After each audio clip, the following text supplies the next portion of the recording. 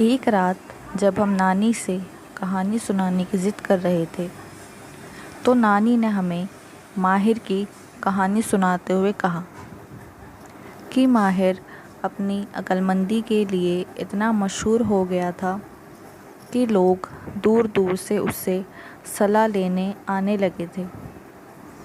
एक बार की बात है, एक आदमी माहिर के पास आया और उसने बताया कि वह उसके पास के ही राज्य के राजा का सलाहकार है और उसका नाम नायाब है। उसने कहा कि राजा ने बड़ा ही अजीब सवाल पूछा है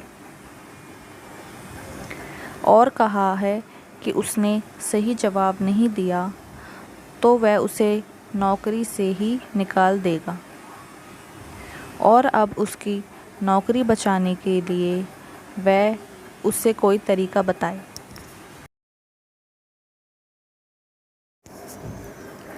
माहिर ने उससे कहा कि वह उसे राजा का सवाल बताए, वह उसकी मदद ज़रूर करेगा। नायाब ने बताया, एक दिन राजा और रानी महल के बगीचे में बैठे थे। तभी वहाँ पर एक कौवा आकर बैठ गया।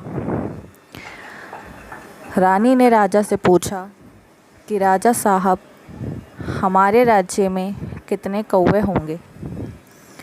ये भी आपकी प्रजा है, आपको इनकी सही गिनती के बारे में पता होना चाहिए। अब राजा साहब का चेहरा उतर गया। उन्होंने रानी से कहा कि आप मुझे 2 दिन का समय दीजिए, मैं आपको पता करके बताता हूँ। राजा ने तभी आपातकालीन बैठक बुलाई और सबसे यही सवाल पूछा कि हमारे राज्य में कुल कितने कौवे हैं। सबने कहा कि नायाब आपका सलाहकार है, यही बेहतर जवाब दे सकता है।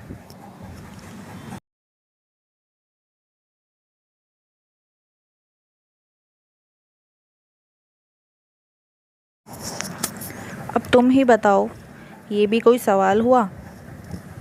माहिर ने पहले सोचा और फिर नायाब से कहा कि मेरे जवाब से तुम्हें जो भी सौगात मिलेगी उसका आधा हिस्सा मुझे देकर जाओगी। नायाब ने कहा कि मुझे मंजूर है। माहिर ने उसे कुछ बताया और नायाब राजा के पास आ गया। फिर से सब लोगों की बैठक बुलाई गई। नायाब ने कहा कि राजा साहब, बहुत खोजबीन के बाद मैं इस नतीजे पर पहुंचा हूं। हमारे राज्य में कौवों की संख्या 10,000 है और ये आंकड़ा थोड़ा ऊपर नीचे हुआ हो तो समझ जाइएगा कि या तो कुछ कौवे दूसरे राज्य से अपने रिश्तेदारों से मिलने आए हैं या फिर मिलने के लिए दूसरे राज्य में गए हुए हैं। राजा साहब इस जवाब से संतुष्ट थे। उन्होंने जाकर रानी से भी यही बता दिया। रानी भी जवाब सुनकर बहुत खुश हो गई। राजा ने नायाब को बहुत सारे कीमती तोहफे दिए।